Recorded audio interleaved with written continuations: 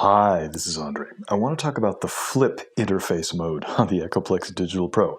Flip mode is an interface mode, and interface modes exist in the loop delay parameter on the record column on the bottom parameter row. By default, you have 1, 2, 3, 4 interface modes. That's if you don't have a pedal plugged into the rear panel feedback jack. If you do have a pedal plugged in there, you get an extra 4. You get output, input, replace, and flip. Flip is a really crazy, really cool, really strange interface mode. So before I try and talk about it, I'm just going to demonstrate it a little bit. Before I do that, please note, this LED is my live input. Whenever that's lighting up, that means I'm playing live guitar. Any sound that's happening when that is not lit up means that it's coming from the EDP. I'm mentioning this because when you use flip mode, it can be a little tricky to tell what is coming from where. So here's a note.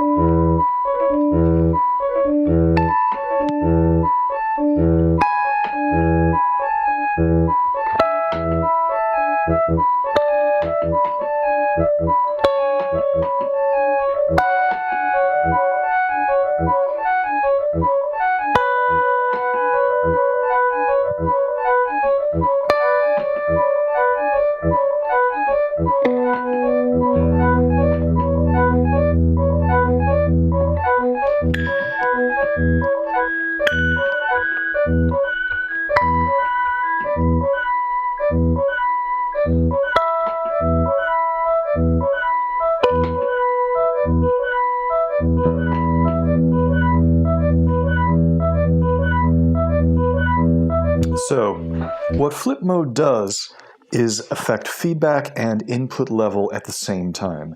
And one thing you'll notice, I'm going to record a new loop, empty. If I play a note and then push the pedal forward and then bring the pedal back, you can hear that the start and the end points of the notes are not in there. So you're getting a swell. So functionally, it's as if your input level was at 0 when the pedal is all the way back. This is heel down, toe up position. If you bring the pedal all the way forward, that's when you're adding stuff into the loop. But if you notice, you're only getting one repetition. If I bring it all the way back, now we have feedback at 100%. So here's why it's called flip mode. This is a display for feedback, 0 to 127. You'll notice that if it's all the way forward, if the toe of the pedal is all the way forward, that sets feedback to 0, which is completely opposite from every other interface mode on the EDP. If you bring the pedal all the way back, now it's at 100%. The reason for having it set up this way is so that you can fade in the input signal and you can adjust the feedback and the input signal at the same time. This basically gives you a way of doing a soft replace function. Now, soft replace is a term I've used in a few previous videos, but flip mode kind of gives you the purest version of it. Because by crossfading the input level and the feedback amount, you can actually just add in slices of a note without necessarily having to get the attack or the decay. So I'm going to play a few more notes. Again, watch the input lead. That's when I'm going to be playing live. And pay attention to when I'm working the pedal. I'm going to try and cut out the attack in the end of the note and just swell in the sustained part of the note. Volume up would help. So there you hear. You fade it in at the beginning, and then it cut out the end with another fade. Now I'm going to try to do very short fades.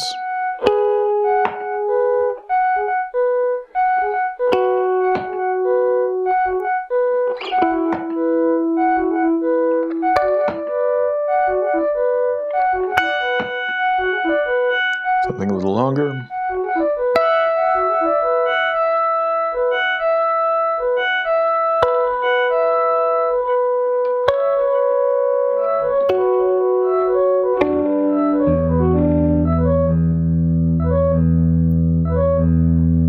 That kind of idea. Now what happens if you turn overdub on in flip mode? In its default setting, you function pretty much normally. When overdub is open, the pedal no longer becomes a feedback control. The pedal becomes an input level being fed into the loop control. So here again, I can play live input, and then just choose how much of it I want to fade in.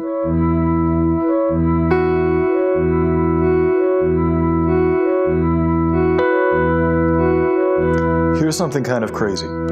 The front panel feedback knob controls feedback when you are overdubbing in flip mode, but it's also reversed. So right now feedback is at 100%, but the feedback knob is all the way to the left. And you can see as I bring it towards the right, normally that would be bringing feedback up all the way, but now it's lowering it to 0. So I'm going to put feedback about halfway, 66, and you will hear that you have feedback that's about 50% when you're overdubbing. Would help if I fed the signal into the loop, so there we go. And you can hear the subsequent overdubs are fading out. But if we exit overdub, now feedback is back at 100/27. And it's going to stay there as long as the pedal has the back all the way down, heel down, toe up. And then as you bring it forward, that fades the input signal in, and it also lowers the feedback level. So by lowering the feedback and simultaneously fading the input signal into the loop, you get this crossfading effect.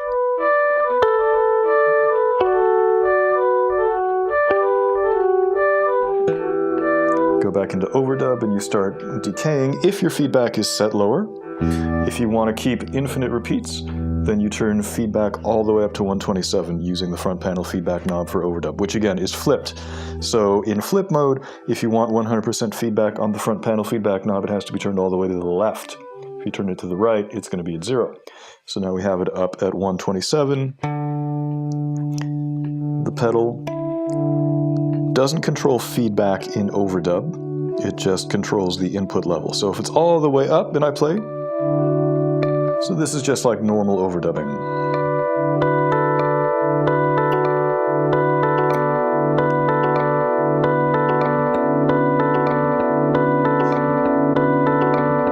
If I bring the pedal back, then I can play over the top.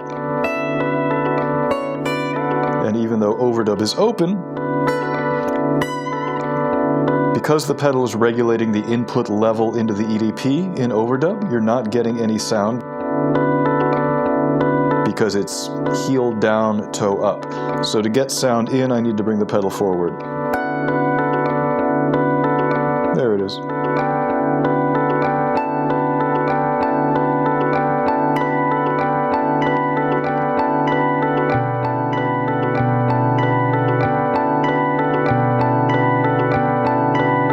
All right, I'm going to bring the volume pedal back down because I'm about to exit overdub.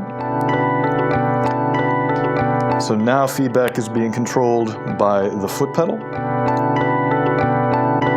And again, it's flipped. So if I push the pedal forward, that brings feedback all the way down.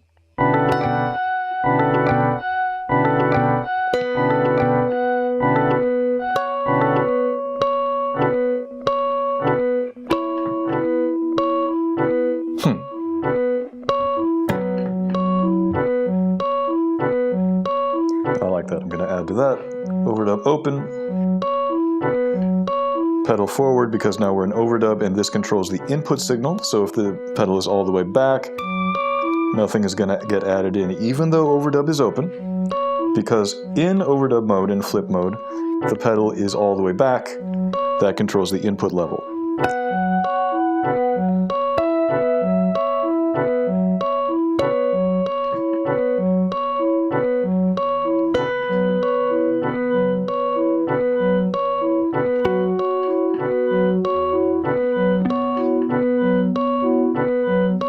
Exit overdub.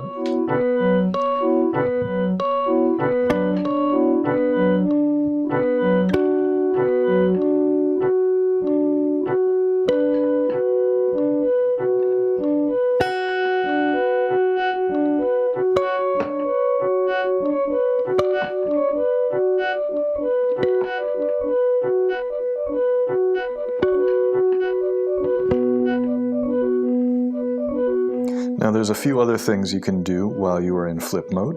Let me build up something a little more substantial sound-wise. Okay, that's not too bad. Let me add some percussive stuff. Up. Pedal up, there we go.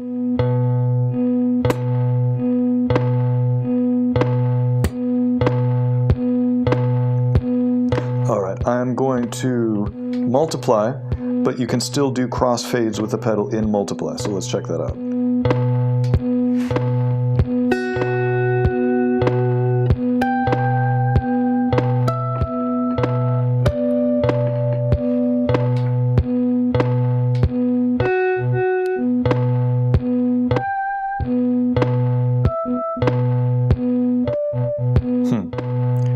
Gonna remultiply.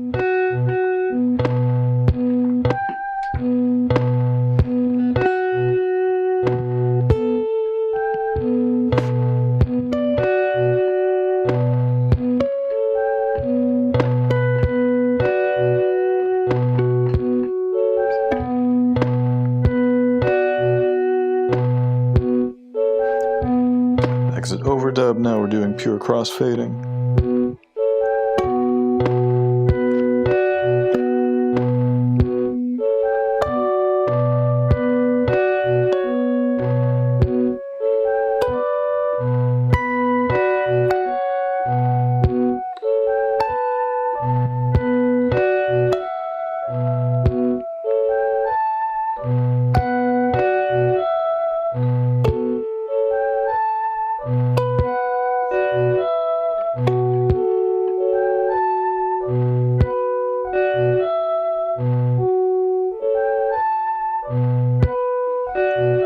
If you're in flip mode, then the insert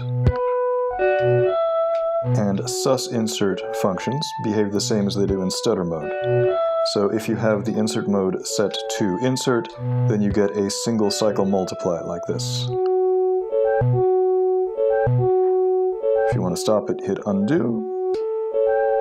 If you want to imprint it into the loop, end with insert.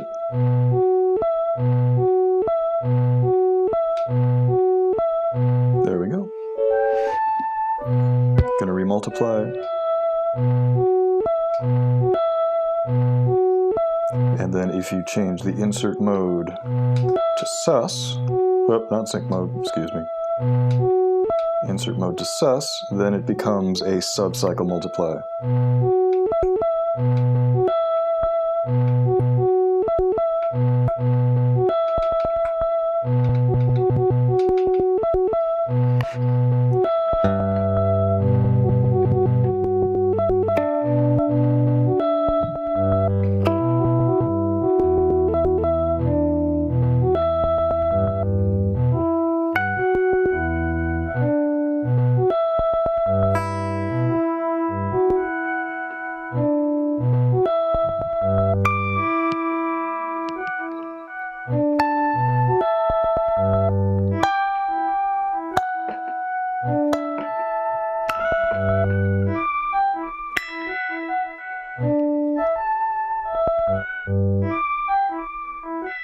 So you can get some textures and sounds that are very different than what you would typically get with a lot of looping.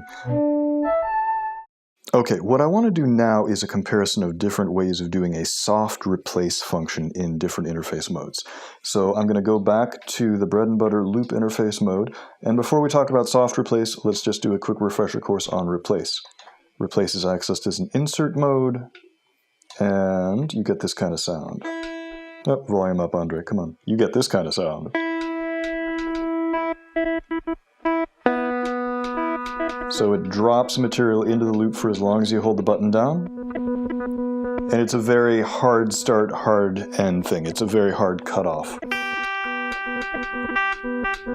So the idea of a soft replace is that you can still overwrite content in the loop, but instead of having it be this immediate cutoff, like you get with a regular replace, you can fade in and fade out of the replacements, if you want to call them that, in the loop.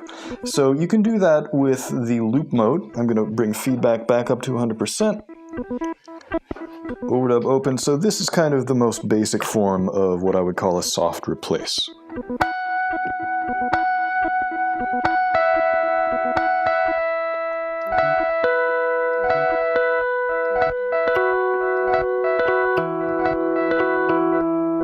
So I have overdub open,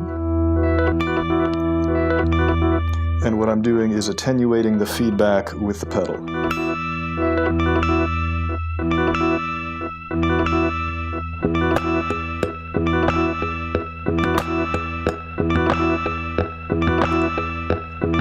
And again, if you bring it down about halfway, it'll fade out. I'm going to exit overdub. If I'm just playing over the top of this, you can't really crossfade the input signal in. You can get holes in the loop, but it doesn't do anything with the input signal. And if you overdub in the loop interface mode, you can't really fade in the attack of the note, because the pedal here is just controlling feedback. So you can get kind of a replace thing happening, because you can swell the underlying loop sound in and out.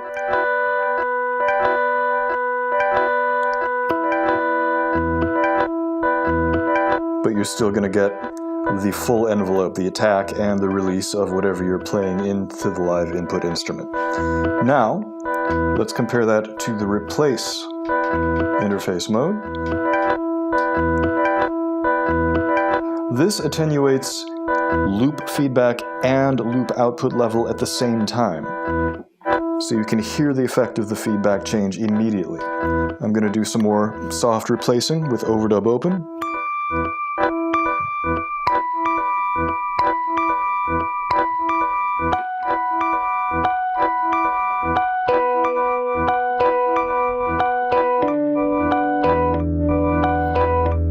So you can still hear that the attack and decay of the note isn't being controlled by the pedal. So that's completely dependent on what I'm doing on the live input instrument.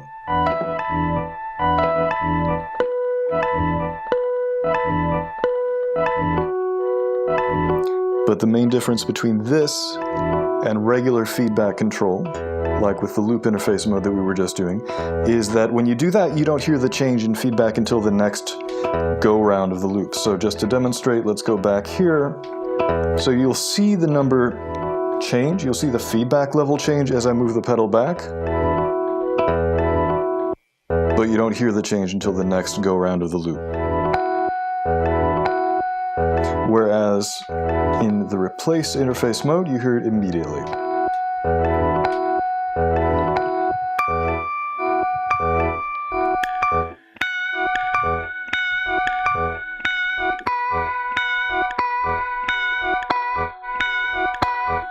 But we're still getting the full attack and decay of the input signal, because the pedal, again, is regulating loop feedback, but it's not doing anything to the input signal.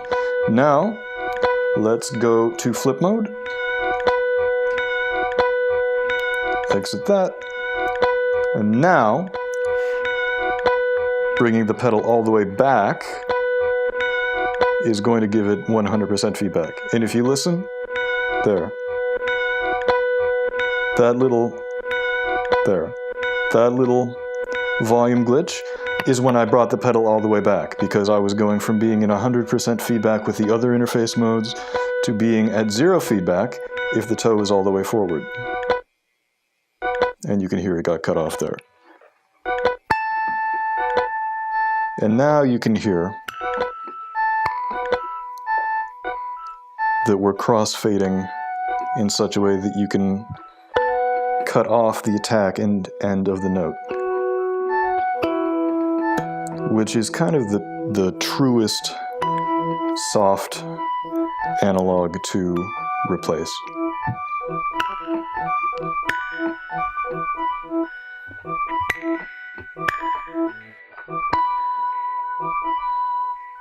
If you bring it all the way forward, this is like having 0 feedback.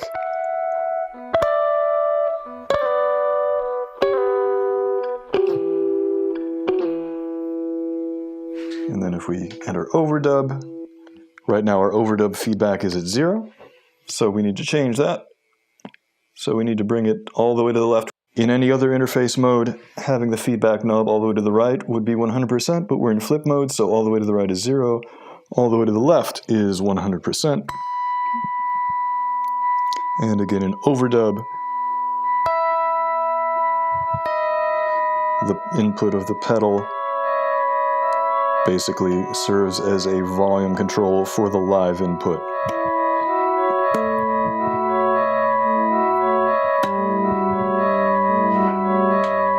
And now that we're out of overdub,